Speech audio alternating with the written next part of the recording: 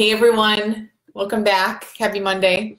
I have a question here today from Amy, which I will read. So Amy says, "Hi Amy, I was in a horrible marriage where I was emotionally abused and manipulated for many years. My husband was having numerous affairs yet blamed everything on me. I'm now remarried to a beautiful man who's taken on my two children, and we recently had one of our own. My issue is I can sometimes self-sabotage the relationship by putting up huge walls and shutting down completely to my husband.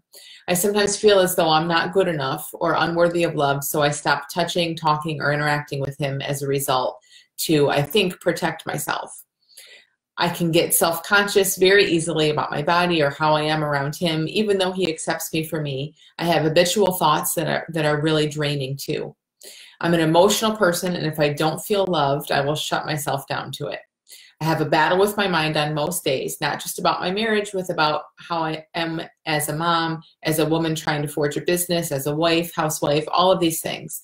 And with your help, I'm trying to learn to quiet my mind." So thank you for sending this, Amy. It makes me think of several years ago.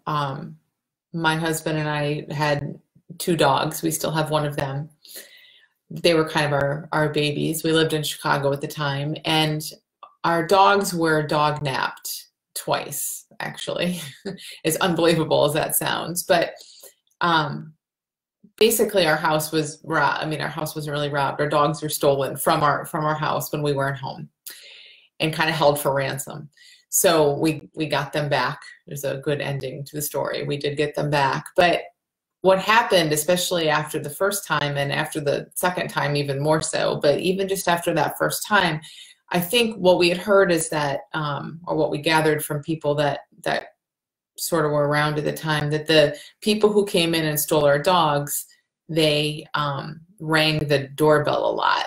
And it was a sound that wasn't all that familiar to her. It's not like the dogs were constantly used to hearing that particular sound. But I think from what we can gather, the burglars rang the doorbell a lot to make sure, we were at home, I'm sure, before they broke in and stole our dogs. And so after we got the dogs back, and forever, one of the dogs is passed now, but one of them's still alive. And to this day, Buddha, who's still around, when the doorbell rings, the dogs go insane, lose their mind, right?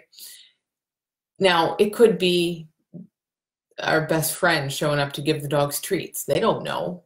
They don't know. It's not a conscious thing. It's not that the doorbell is scary in that moment necessarily, like that the doorbell is a threat. Obviously, they don't know who's at the door. It's just sort of the way that their brains have kind of remembered that, and it's just a little conditioning. And a similar thing can happen with us, that we get really scared. We get really caught up in our experience at times, and sometimes just the machinery in our heads. It's trying to keep us alive, trying to help us survive. That's the whole point of it. So when we get really rattled by our own thinking, really, which is what it comes down to, by our own experience, our brain remembers that. It grabs onto that.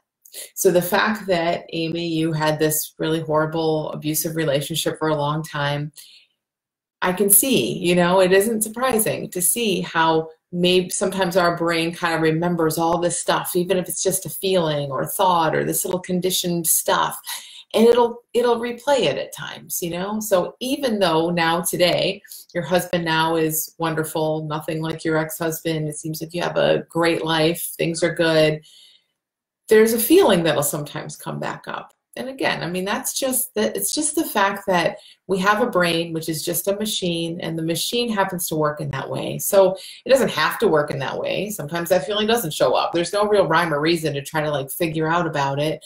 But what I want you to see about it is, just like with our dogs, it's like something comes up and it scares you. And that thing that comes up and scares you, or in your case, has you feeling really insecure and really down and kind of shut down and all of this kind of stuff, it has nothing to do with your life today. Nothing at all to do with your life today. Now, it doesn't even have anything to do with your life in the past, really. Like that's another piece of this to see. It's not like you need to get over something. It's not like that experience made this happen to you today. The experience is done and over with. Right now, today, there are times when you get insecure. Me too. Everybody, right? When you start to not feel well. And so that's just life moving through you, the way life moves through you. It's just stuff showing up the way stuff shows up right now, today.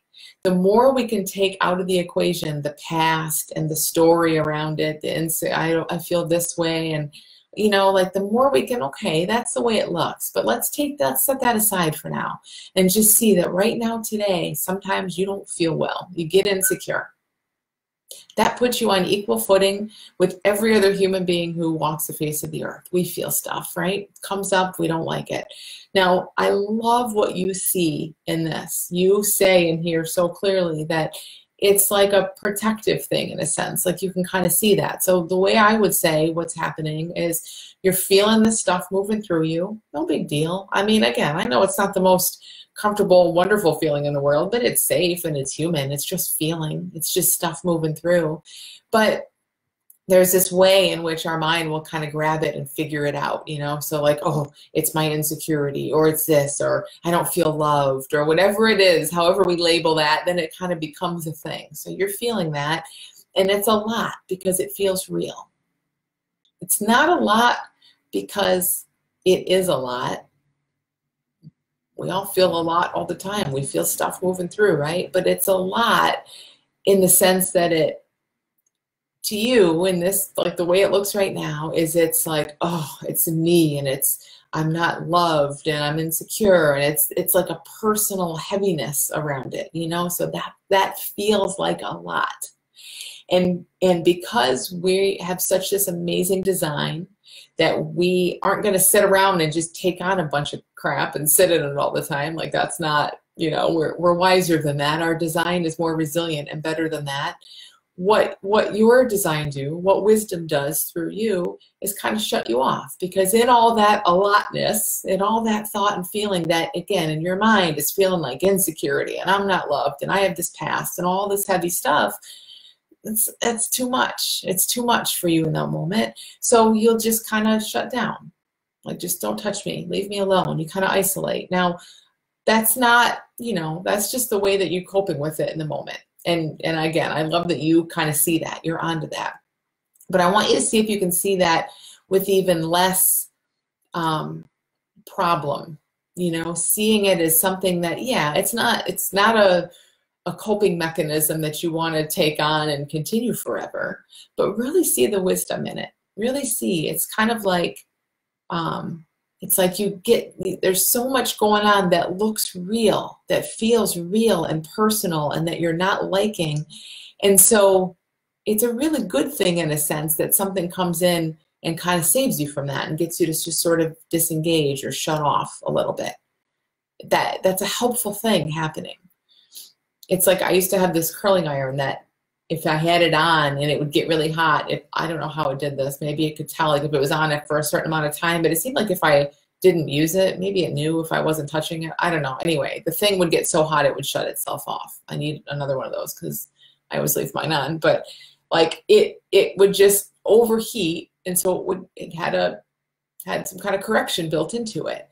And that's what we have. So you get overheated in a sense with all this feeling, and it feels heavy and like I'm not loved and all this personal stuff. And so you kind of shut down. You have a little self-correction in there that shuts down. Now, the way out of this is not to stop shutting down. It's not to take out your protective mechanism, not to take out your, let me figure out a way to make myself be open to my husband even when I feel horrible. No. We don't want to take that away. The way to stop this and to have it change for you is to see something about the overheatedness, the stuff that feels so real and heavy. And what I want you to start to see about it, I hope, is that, you know, it's just feeling. It isn't you are unloved. It isn't you were abused in the past, although I know you were, but that isn't hurting you. The past isn't hurting you right now today. It isn't I'm insecure, I have too busy a mind. It's life coming up, moving through you, moment to moment to moment, without all the labels and the abouts and all that stuff. It's just this wave of feeling coming up. And the more you can see it in that way, again, without all the story and the judgment and all that stuff, like it's a wave of feeling coming up. And when it looks real and personal, you're going to shut down. But the more it starts just looking normal, and it isn't like, oh, I don't like this, and I have to get out of this, and and again, I know that's not stuff you're thinking consciously necessarily, but there's a reaction to it that's like that for many of us until we start to see something about this. Then it's like, oh, this is just feeling coming up. This is just life moving through me, and it doesn't have all that yucky tinge and that personal tinge. It's not all about us, and that just erases. It really does. It starts to just kind of erase the whole need to shut down and do something about it and protect ourselves, because we see that there's nothing that really needs protection. We're okay. This isn't a threat to you. It can't really hurt you. We just innocently think it can. You're okay, no matter what happened to you in the past, no matter what kind of stuff you went through. The machinery might remember that and give you some stuff, but hey, that's just life. That's no different than getting hit with a tinge of excitement, or getting hit with this wave of, oh no, I have an assignment due next week, or oh no, I'm almost late for work, or oh yay, it's almost the weekend, or it's all just flavors of life moving through us. And the more we can start to see it like that, there's nothing that our protective mechanisms need to come up and shut us down against, or any of that, so all of that piece just starts to really nicely and really naturally kind of fall away. So I hope this is helpful, Amy, and to everyone listening. Keep looking away from like what happened and what caused it and all that story around it. And I know it's hard because that is reinforced by society, by people around you. People say, oh, you had this horrible marriage, of course you're like this, but there's better that's possible, and I know that, or you wouldn't be listening to this stuff and writing me questions. So keep looking toward that. We don't want to just fall into, yeah, well, this is what I was dealt. No, I mean, it's what you were dealt. We're all dealt crappy things at times, but those things don't make a mark. We don't have to live with those forever. We're beyond that. So keep looking there. Thanks so much for your question. Thank you guys all for listening, and I'll see you back here next week.